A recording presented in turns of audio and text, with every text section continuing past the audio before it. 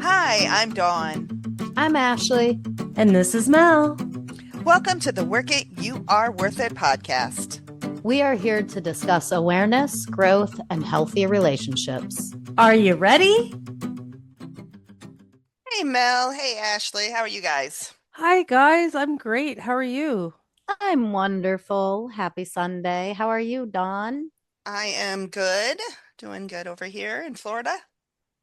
I I am Go buried. ahead, Mel. Sorry. I am buried in snow in Ottawa. We are so buried.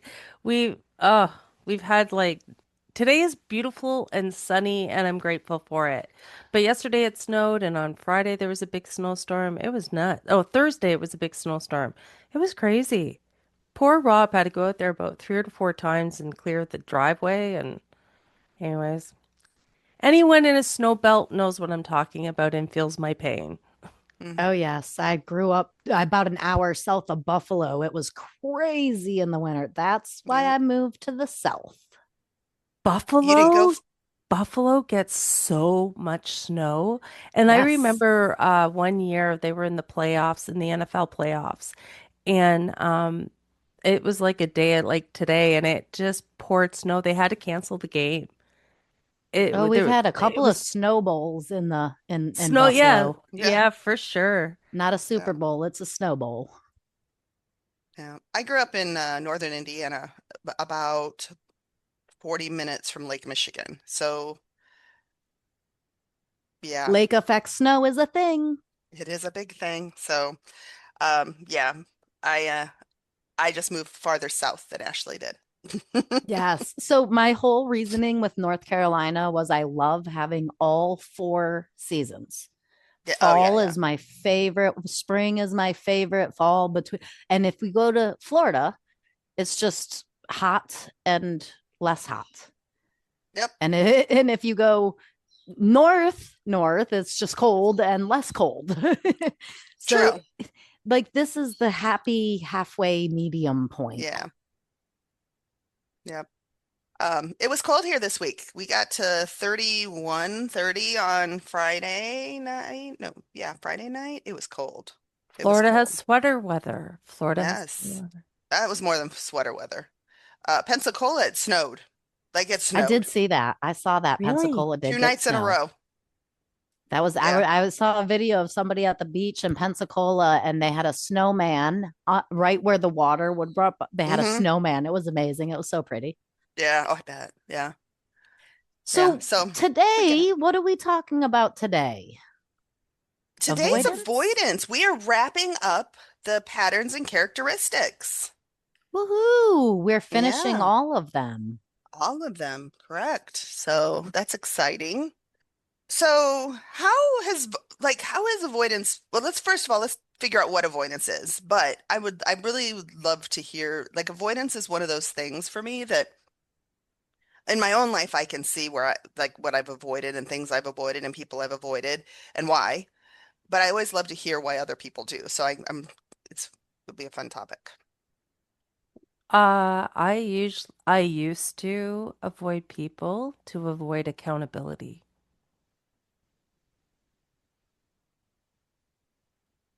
I have used avoidance in a lot of ways for Me a lot of, too. yeah, for a lot of different reasons.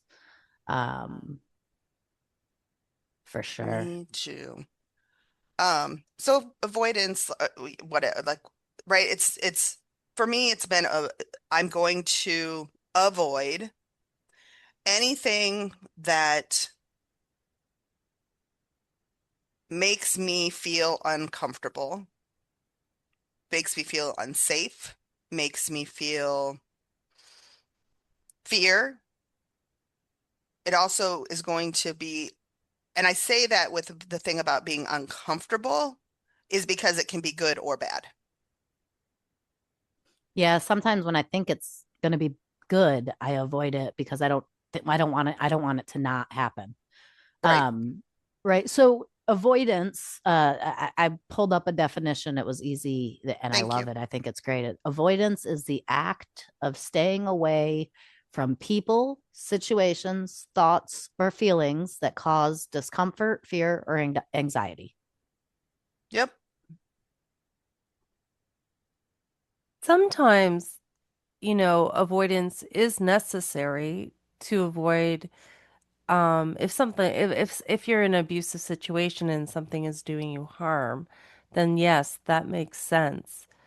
However, in my codependency, I've chosen avoidance to uh not show up to things that I felt at that time I couldn't deal with. Like I couldn't handle it. And avoiding it or not talking to a person or doing the things that to get me out of a situation instead of having clarity and honesty, I would just avoid it because I couldn't face myself in the situation. Maybe I felt too much blame in it to have a conversation about it. I actually still use avoidance. But I feel like now I use it in a healthier way. So I will avoid a conversation or confrontation with someone that I am angry, and I'm using air quotes, you guys can't see them, but quote unquote angry at, because when I am angry, I know I am not thinking rationally. Hmm. I'm not being logical, I'm being emotional.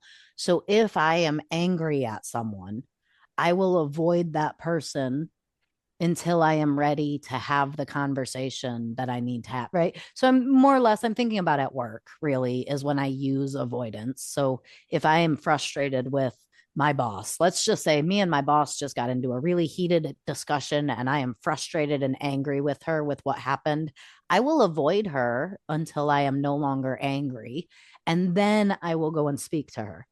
So yes, avoidance can be used as a tool, but I feel like it changes it from avoidance to waiting it out because you're not right. Like you're going back to it once I'm over the anger. I'm going back to the conversation. I'm not gonna stay away from my boss for a week because I'm mad. Right. Like I might stay away for an hour or two until I can get my emotions under control. And then before the end of the day, we're going to sit down and we're going to have a conversation.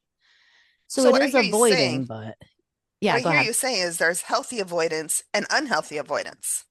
Yeah, I think so.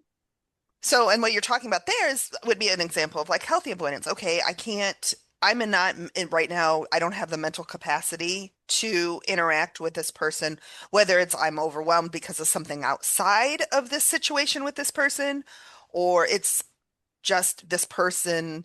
And I think about like my mom, right? Is maybe I can't avoid, or I can't interact with her today because their work is crazy and things are crazy, and I just know I'm on edge. Yeah. Yeah, I agree And 100%. right? And there, it also can be because when I'm stressed and overwhelmed and not in my best headspace, she pushes my buttons. And so that could be multiple reasons with her that it's just better, it's safer for the way it's one of our promises, it's safer for me and respectful of them for me just to avoid them until I can come at a healthier way. Um, so you know, and another way of um, healthy avoidance, you know, I think about right, again, it's oh, this could harm me, right? Meaning it really could harm me. Right. Um, Like if I go and hang out with this person at the bar and I'm an alcoholic, I could decide yes, I want to drink again. So I'm going to avoid the bar. yes, Yeah, so it's really hard to try to discern between what is healthy avoidance and what is unhealthy avoidance if I am not sitting with myself and and considering what it is that I'm quote unquote avoiding.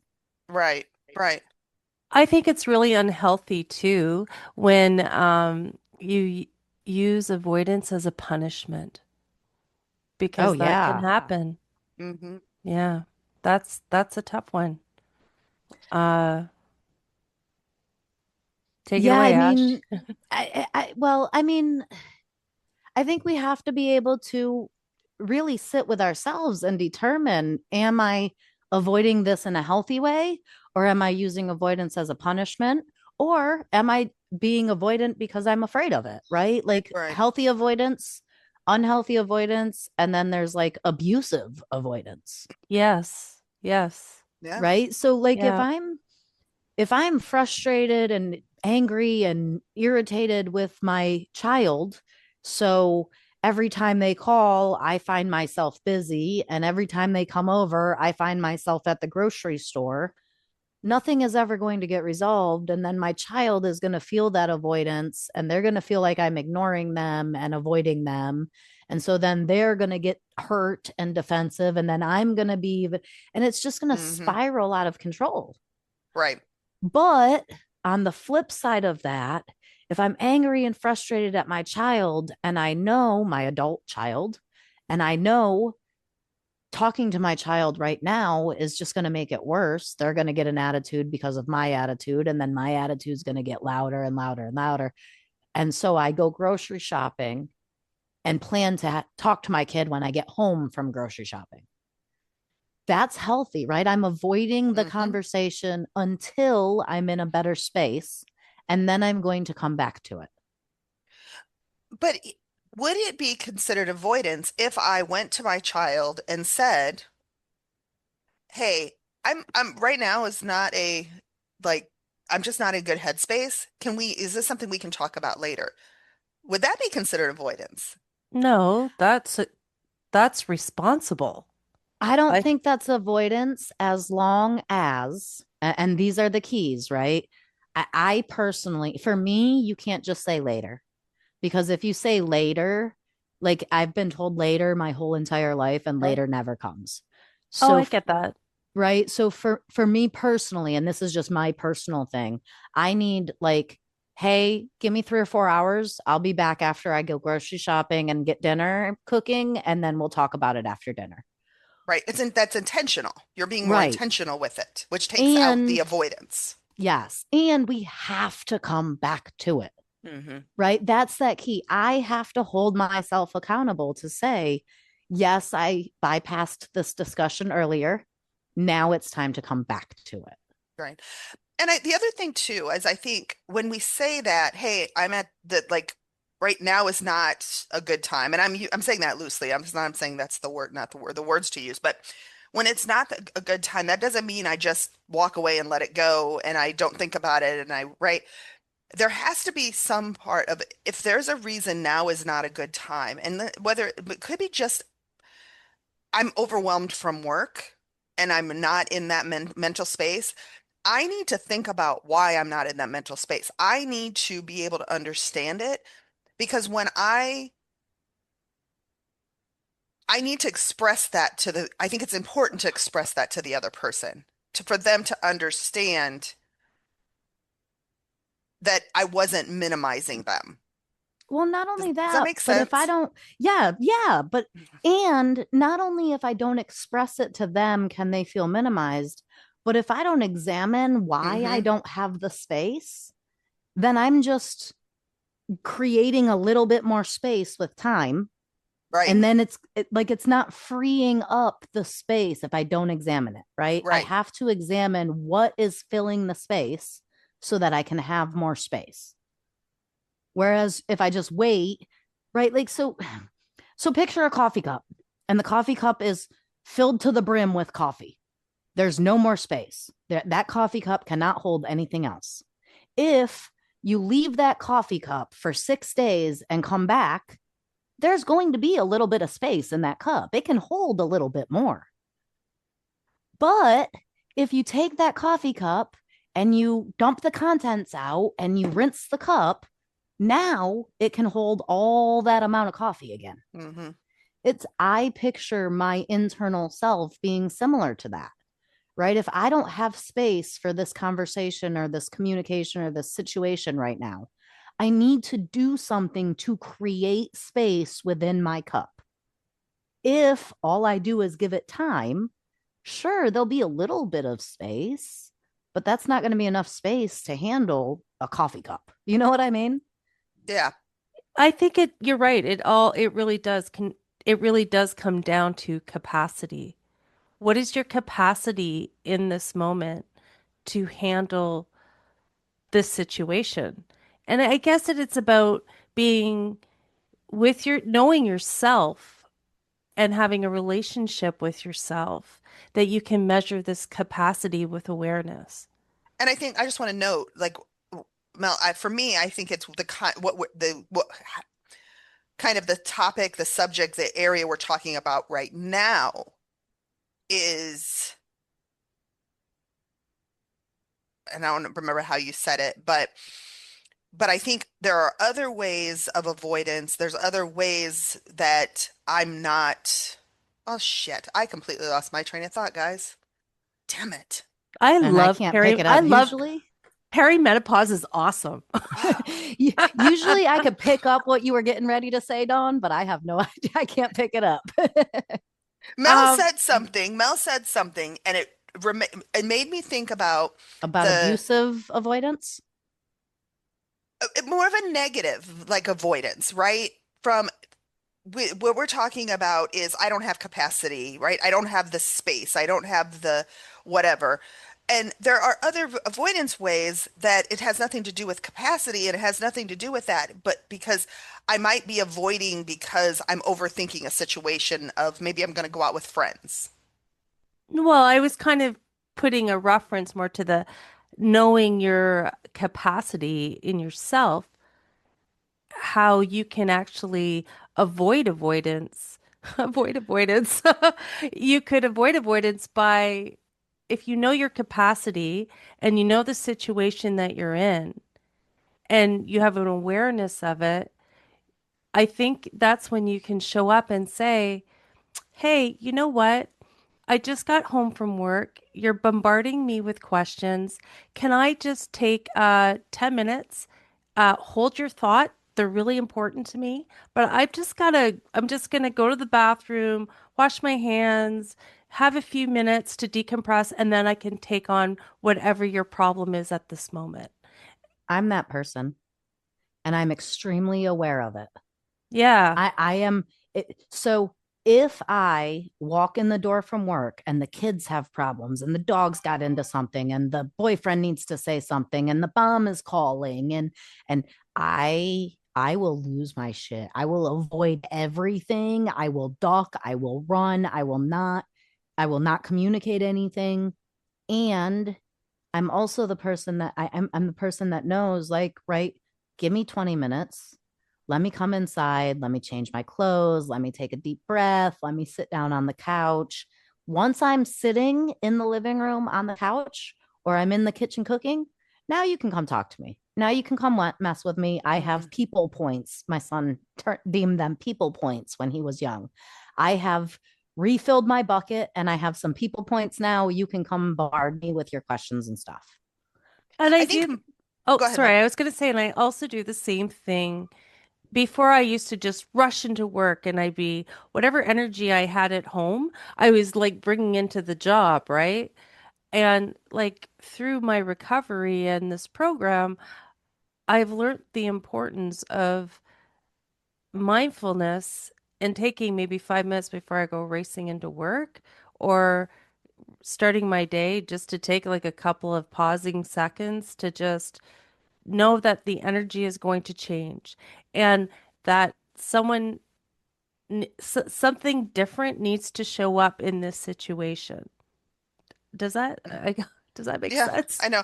Because Words today. What? there's a home Mel, there's a work Mel, 100%.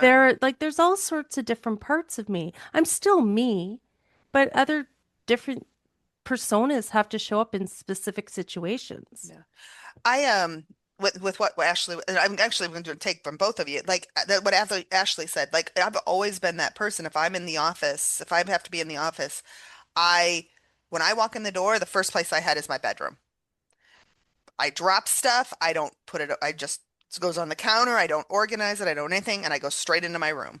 I take my clothes off. I do what I need to do, and then when I resurface, then it's like then I'm good.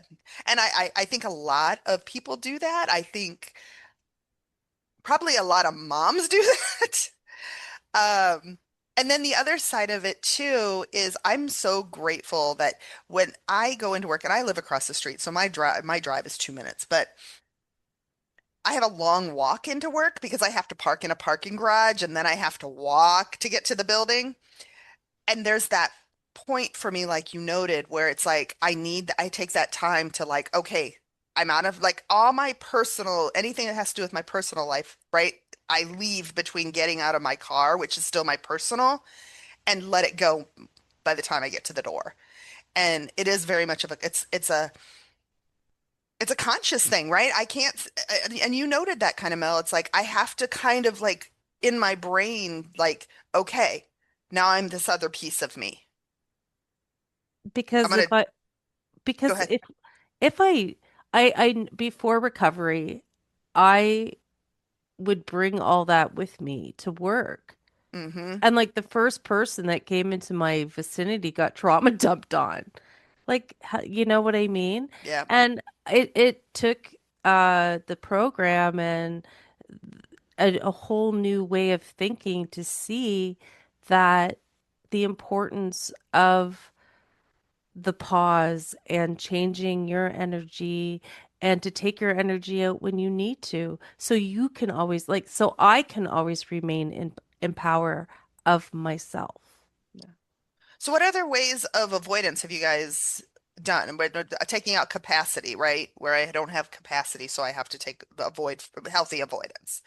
I What would are some other ways? avoid myself, like I would avoid my own issues within myself by worrying about everyone else. Mm-hmm. I so 100%. right, like I used to on the drive home from work instead of thinking about how my day at work was. So what I do right now, I drive home from work and I consider what situations occurred at work and am I proud of myself for how I Yeah. handled them myself in those situations? Is there something I could have changed? Is there something I needed to do differently? Like I evaluate how my day at work was. It used to be my drive home was filled with stories about what everybody else was going to do, how everybody else was. Nick is angry. Brian is going to show up. The kids got in trouble at school. I didn't even know any of this yet. But that was my drive to the house from work was making up these stories and then planning what I was going to do about each thing that I had just made up that was going to happen that never even happened. I can but appreciate that. and that was all to avoid looking at myself and what I had done. Something else I changed, and I again, this job I work a couple of minutes away, so it's a little different. But when I've worked at jobs that were farther away, 30 minutes, 40 minutes, I would get out of work and I'd immediately get on the phone. I'd call my husband, I'd call my mom, and I'd get on the phone and I would spend that whole drive on the phone with them, complaining, grumbling, right? Both two people that would stress me out in a blink of an eye. And there was never that time that I took to disconnect, like to find that place, like that the ability to take that breath between the two places. So then I could come in and be the better version of myself with my kids. It was just this constant go, go, go, stress, stress, stress. Um, and it's like I never got a break. And of course I had to avoid everything, right? If I just couldn't, I was so overwhelmed. It's I so know, funny you say that. Sorry, Mel. Go ahead. okay, go ahead. Well, I know for myself, I avoided healing myself by proclaiming I could heal other people. But how could I, how could I help other people if I couldn't even help myself? Um, how can I have empathy and compassion for other people if I'm not feeling like I could, but I didn't feel it for myself, but I would avoid my shadows, avoid my taking accountability for the things I did in my life by focusing on everybody else's problems and being the person that had to fix everything instead of trying to fix what was really going on inside of me. I have to, I feel like I have to say that I didn't intentionally avoid myself. I didn't know that I was avoiding myself, right? Like I can picture what Dawn was saying, and I can, and Mel, what you're saying too. Like, right, I would get off work, I'd get in the car, I'd call my mom. I'd talk to my mom on the drive home, and me and my mom would get in a fight. So then I'd call my dad to complain about the fight I had with my mom. And then I'd get off the phone with my dad, and I'd call my brother to complain about the fight I had with my mom. By that time, I'm pulling in my driveway and the kids are on the porch waiting for me to get inside. So I hurry up and I talk to all the kids about their school. And then I make dinner while I talk to the boyfriend about my mom and my dad and my brother and what they said about the fight that I got in. And then I bitch about the coworkers. And then I yell at the kids to get their homework done. And then we all yell about chores and we fight about cleaning. And then we go to bed. And at no point in time did I ever even consider what I was doing or where I was or the What you fact, needed or right? Or the fact that I was avoiding myself. I was mm-hmm. avoiding considering, like, I didn't give myself time to take a breath to look at myself. So I didn't know that I was avoiding myself, but that's exactly what I was doing. To Yeah. me, in my situation, a lot of times, if I was going like this and pointing the finger at you, I wasn't seeing myself in this situation. And And usually I was I was doing, avoiding in that. Yeah, yeah, and usually I was doing what I was pointing my finger at you about. exactly. It's Yeah. 100% projection. Yeah. So I found this article. I was Googling avoidance and I found this article and I think it's kind of interesting. It's from Psych Central and it gives five ways of avoidance or five types, excuse me, five types of avoidance. And I'm putting this in the chat for you guys so you can see what the heck I'm talking about. And so there's five types of avoidance. There's situational, cognitive, protective, somatic, and substitution avoidance. And I'm finding it very interesting. It's really short. There's not a lot to it, but I'm like, oh, So I can tell you right now, situational avoidance, I will avoid a crowded elevator all day long. I will literally stand and wait for everybody to get on the elevator and the elevator to go up and down 2 or 3 times because I'm always 15 minutes early. So what if I got to stand there for 10 minutes and wait for the elevator? I'm right? still 5 minutes early. I will always, there is so many Same. situations that I will always avoid. I'm the same way. Like, oh, go ahead. I'll catch the next one. Go ahead. I'll catch the next one. And then, it can be that way. Um, Eye contact with new people is another example it gives. Uh, right? If I'm out for a walk, when I walk, like I'll see somebody and I'll look up and say hi, and I look right back down. And it's, I will say it's not a place that because I can't interact and I don't want to interact with someone. But no, let me reword that. It's not that because I can't interact with someone with eye contact, but there are certain times that I don't want to. When I'm out on the walk with the dog, that's my time to like, right, I can relax, I can decompress, I don't want to be thinking. I want to be able to notice the sky and the birds and I want to hear the things. And so I avoid eye contact just because I want to maintain my where I'm at and protect what I'm trying to get from outside or from that Yeah, situation. I also avoid crowded places, right? Okay. Like if I know the state fair, I don't go to the fair. I want to Ugh. go to the fair. I love the fair. The fair's amazing. But the North Carolina State Fair is literally shoulder to shoulder. Like literally. Like the last time we were there, we took the 3 kids and we had to have our arms in front of us so that we could form like a train so we didn't lose the Mm, kids and we were shoulder to shoulder with the people. I won't go to the fair because I'm not going to a place that crowded. I appreciate that. I quit going to our fair because they implemented security checks. So you have to go through security. You have to show your bag. And if you like, you go it off, it's a whole pat, like just like at the airport, and I'm going to the fair. I'm like, okay, if I have to go through that to go to the fair, then it's just not safe for me to be there. For sure. That's just a side note. And the third example it gave was wildlife areas with snakes. Duh. Of course, I'm avoiding that because I I'm not a don't. snake I fan. don't avoid that. I don't. I mean, I No. don't think of You- really any wildlife. Like I love nature. I love being outside. I don't know that I would intentionally avoid any natural area. Yeah, I camp, so I'm gonna be okay. But So I like to talk about the situation avoidance, where it says that you stay away from people, places, or things or activities that feel other, activating to yeah. you because it activates your PTSD. So, as someone that has like CPTSD, uh, I get this because it is taking me the recovery of this program to learn how to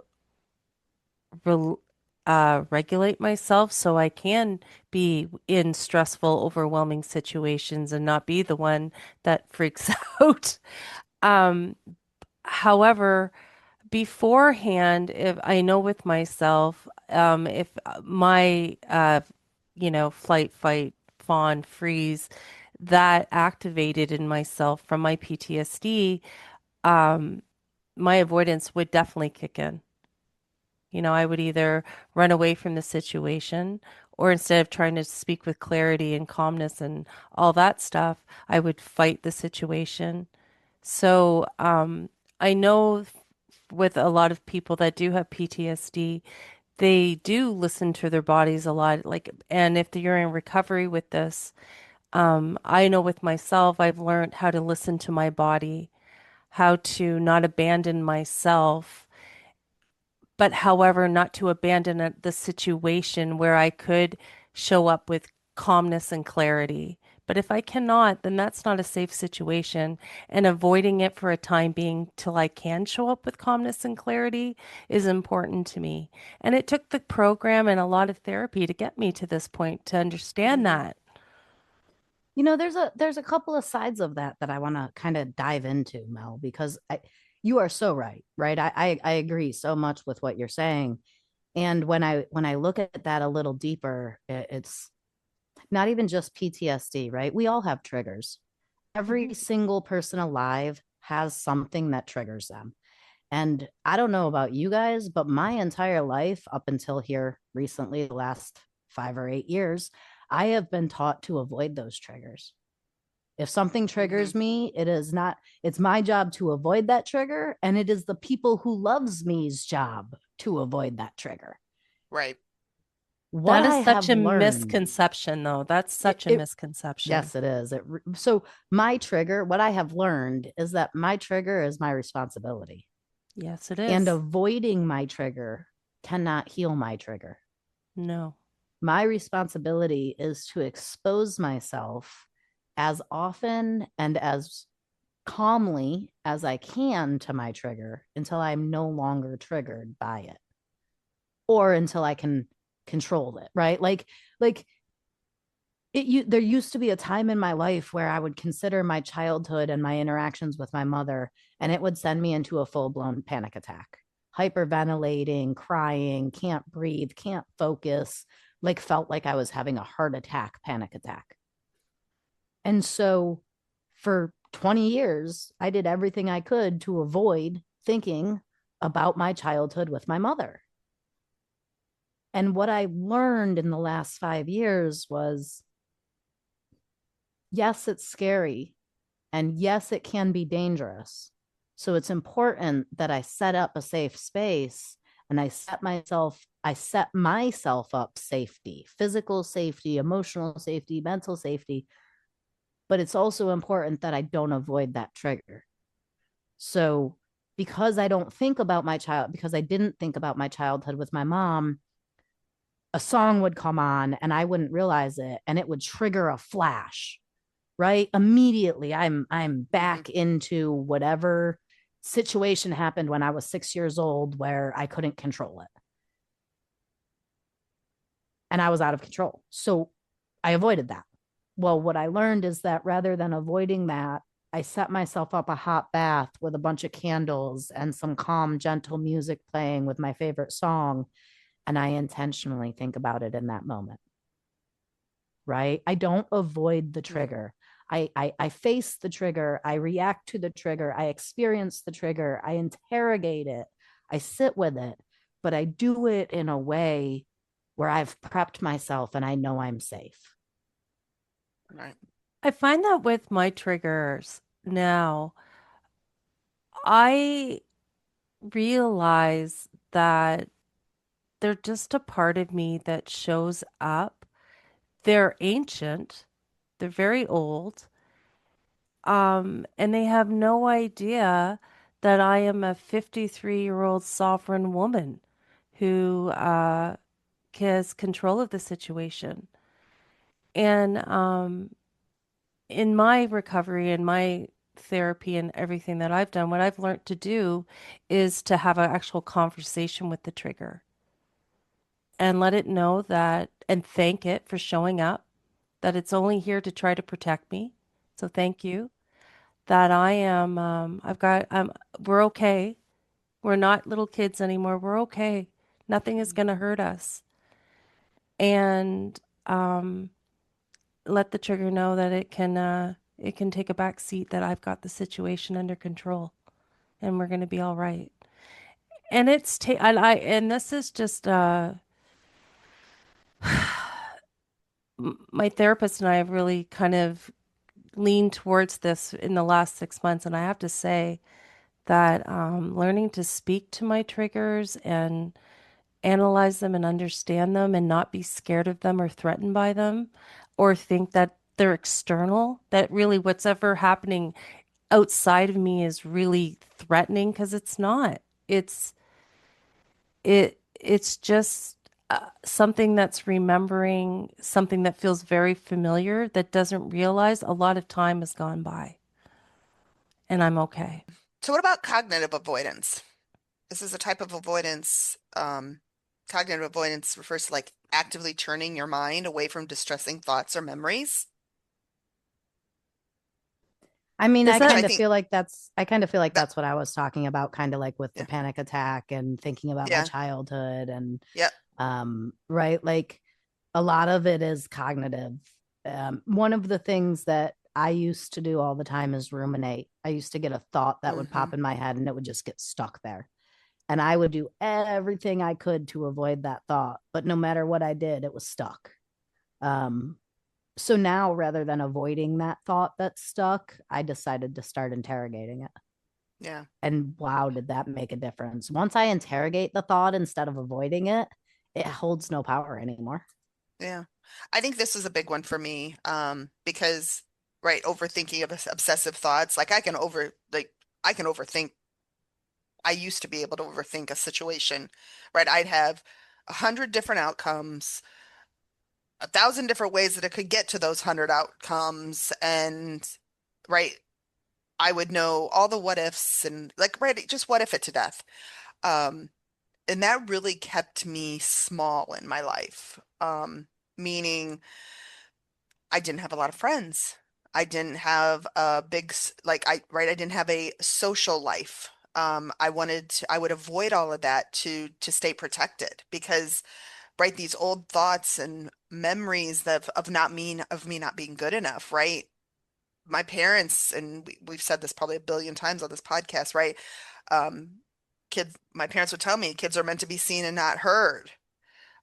So of course, anything that came out of my mouth wasn't worthwhile. I didn't know what I was talking about, right? Um, and so that fear and the shame around that created this need to, and I use the word need because that's before I understood it, that's what it felt like. I needed to avoid things to stay safe, to be able to have any sort of minute feeling of being good enough.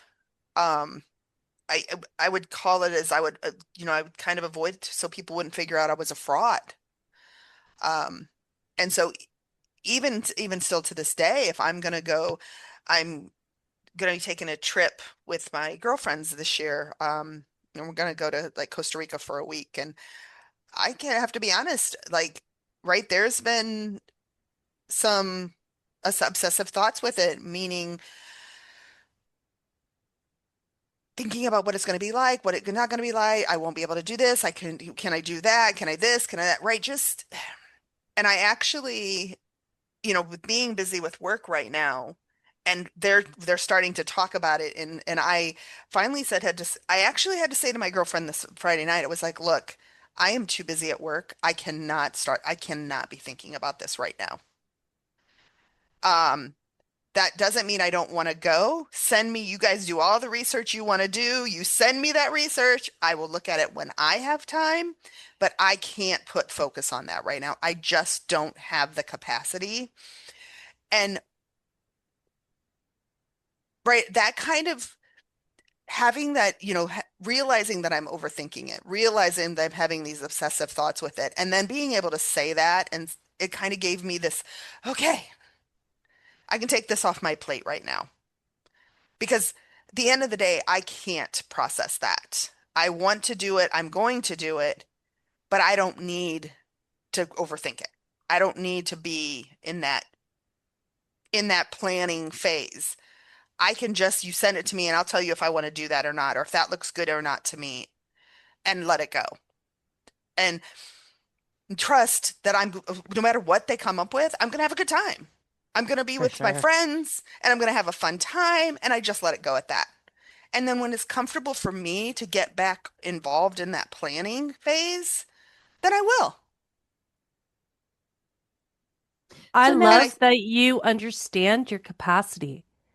That's what it comes down to. You understand it, you know it, you respect it. And that kind of self-respect is like, it's so awesome to know you're what you're capable of being able to be in. Like, I bailed on a lot of things the last couple of weeks. I have, like, right, I told you guys I couldn't podcast last week. I canceled sponsee calls, um, was half-assing it at the meeting just because needed to get on to give it like right. I think years of doing this busy, busy time, I understand it. And so I know where my capacity is, but I can say probably the first, and I'm not even going to say, right, I've been in recovery almost 8 years, and I can't say that it's been the 8 years that I've gotten good with this, right? It's probably been in the last three, right? I'm not being unrealistic that I had this on lock in the beginning. I didn't. I still avoided, I still controlled, I still do, right? Those things still show up in me. Like I noted, right, I can go down those obsessive thoughts, that obsessive thought road. It's just the road isn't as long. Road I just road is want a to hell of a lot shorter. I just want to point out that this is something positive that you are avoiding. Yeah, It's not only negative things, right? I just want to right. point that out, right? You were talking about a vacation to Costa Rica with your girlfriends. My Like first it's international not trip ever. right. Like it's not only negative things that we can avoid, a fight with our boss or a fight with our parents, or right. It's not, we can avoid positive things too and not have the capacity for positive things too. And that doesn't mean we don't like it or want it or whatever. It just means that I don't have the capacity for it right now. Right. Yep. Yep. And then the fear of right, because why? And this, I guess, is a true question, right? I really want to get your thoughts on it. Like, why can I not obsessively think about all the good? Like, why can't I Because we're not obsessive, trained that way. right? Because we're not trained that way. All the good didn't happen.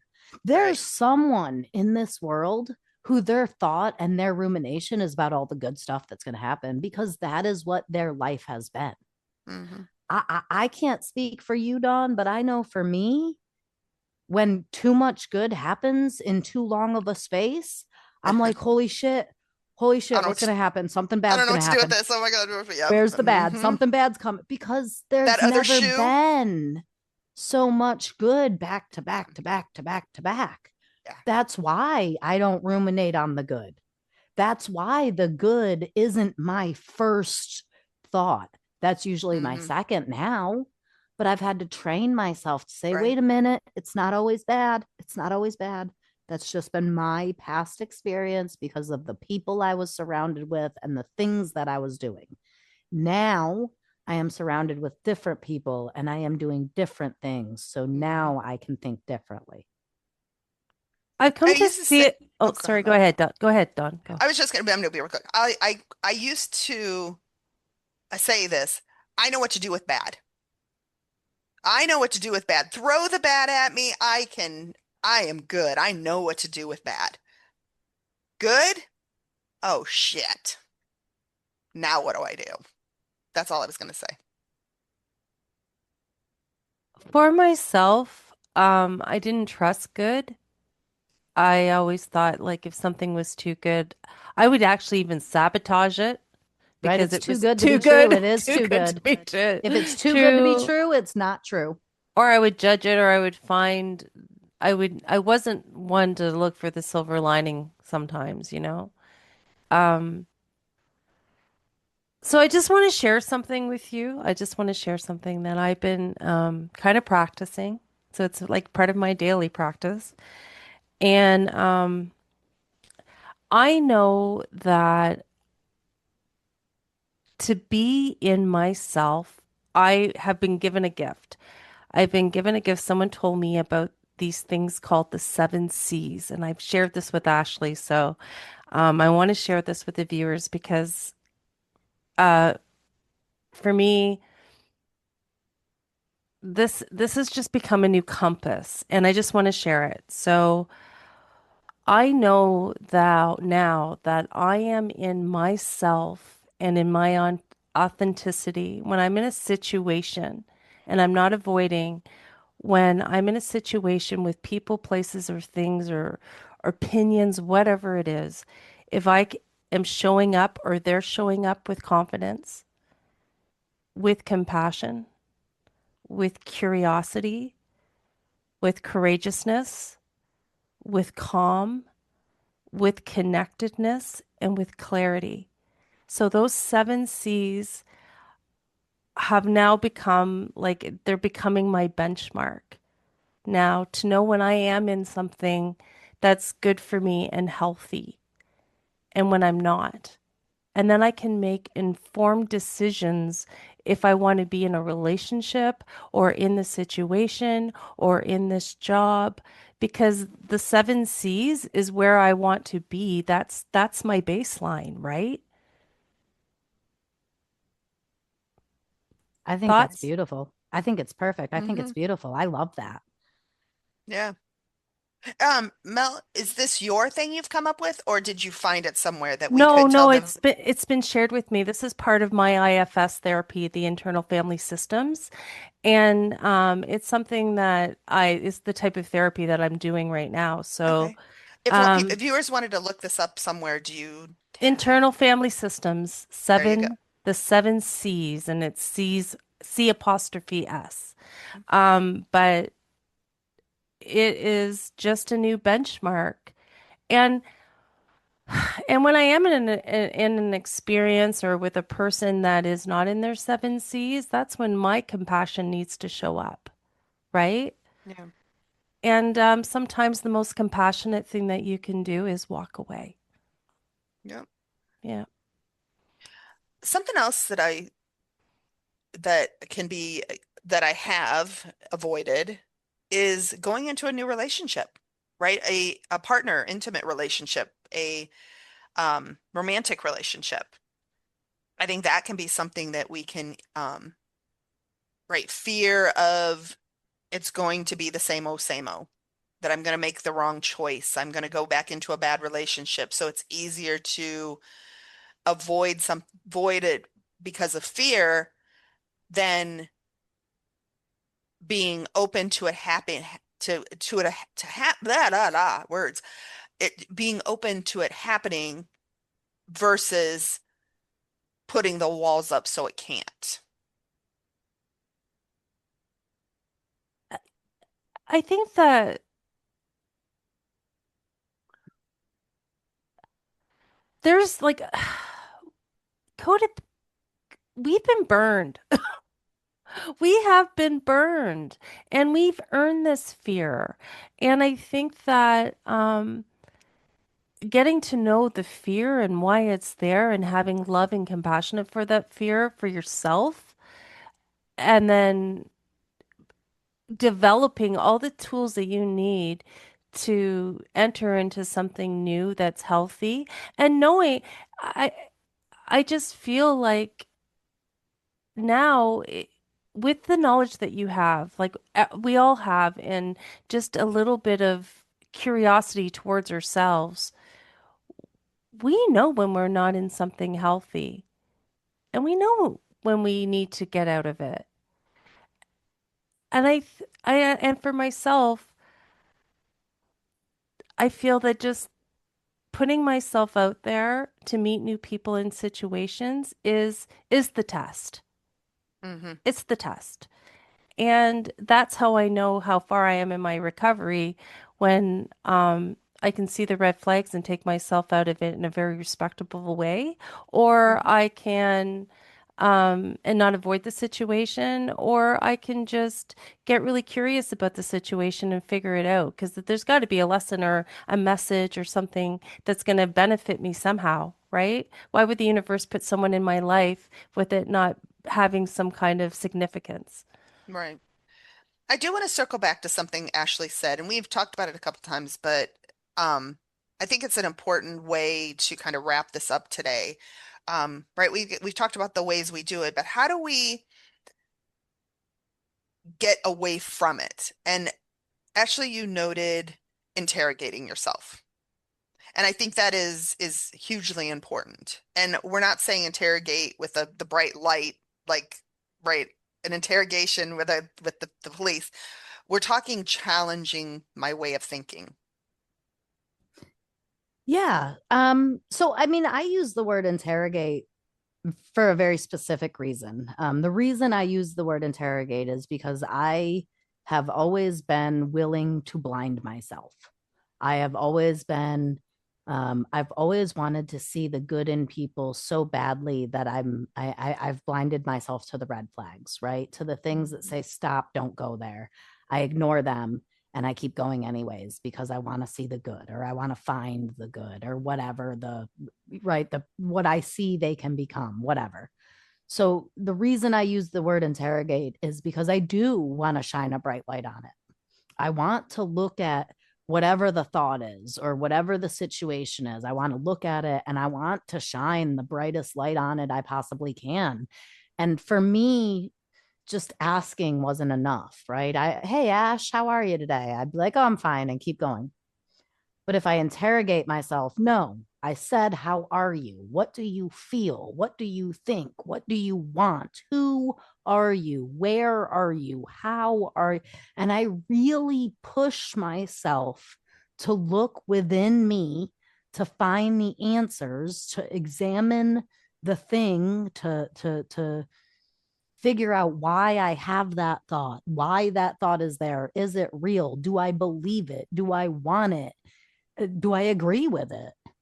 Um, and I really like I know like Dawn, I know for yourself you don't like the word interrogate, and I know you talk about it differently.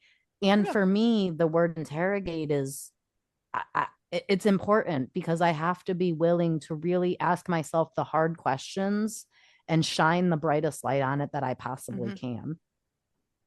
And I look at it from the way I like probably choice of words for me would just be I challenge myself. I challenge the way of my way of thinking. And I think that's a really good point to note, Ashley. Whatever I choose for how I want to word something, as long as I am wording it with my best intentions, right? I challenge myself. You interrogate yourself. Mel, I don't know the verbiage you use. I get curious. Okay, That's perfect. I love it. right? I love challenge too. Those are all wonderful. They're not bad. And I No, love that we all have a different way of doing. I wouldn't even say the same thing because, right, getting curious about it is different than challenging it, is different right, than interrogating it. And it is coming to the place that we need to be within ourselves to understand ourselves. right, right. And I think very much probably if you look at our personalities, I know challenge fits me and my competitive, that part of my personality, right? And I'm Interrogate fits sure, me. right? Curious Curious fits fits Mel. me. But It then it really goes, does. it And does. but for But us, it all means the same thing it in does. our because we have our own lens that we see it through. And we have all done, I think this is what's really fun to note, right? The only reason we know that what our words are and that they relate to who we are is because we've done the work on ourselves to know who we are to be able to identify it. And because we are all Mic very drop. intentional with our words, right? Yes. Right? Yes, Right. we I are. know what I'm going to say is something that I mean. I don't know what I'm going to say, but I know that I'm going to mean it when I say it. Hmm. Hmm. And it's being intentional with your words and not just when it comes to avoiding, right? And I think this is something that's probably been consistent over all the podcasts, but all the podcasts that we've really have talked about in the last, couple months about with the characteristics and stuff like that. It's being intentional with your words, not just intentional with your words outside of yourself, but with yourself. And I think that is more important than anything is being very clear and concise and intentional with my choice of words when I talk to me. And that I have to talk to me. And I have to, yeah, I Hmm. cannot avoid myself. I have to talk to myself. right. I can't, I can talk. Ashley noted earlier. If usually, Dawn, you're talking and I can pick up what you're putting down, right? You, the problem that I have with that with me is the stuff that I have put down. I didn't know how to pick it up for myself, right? I had not learned how to pick that Yeah. up. So I have had to reframe all of that to make sure that the words I say are clear and concise and a way that I can hear what I need to hear, what my little Dawn needs to hear. I Yeah, agree. I agree. All I right. Well, agree. thank you for an amazing podcast. It was fun to wrap up control patterns. Um, Going forward, Avoidance we're gonna patterns, avoidance pattern, characteristics, whatever, all of them. all of them. Yeah, thank you. Yeah. But going forward, we're gonna do. I'm actually kind of excited about this.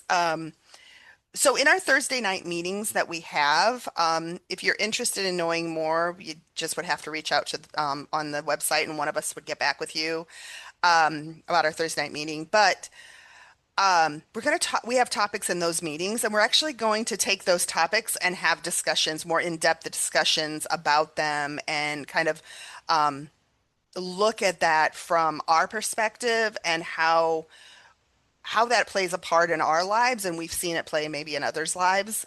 So looking forward to that going forward. Yes, for sure. Awesome. Thank you guys. Thanks, guys.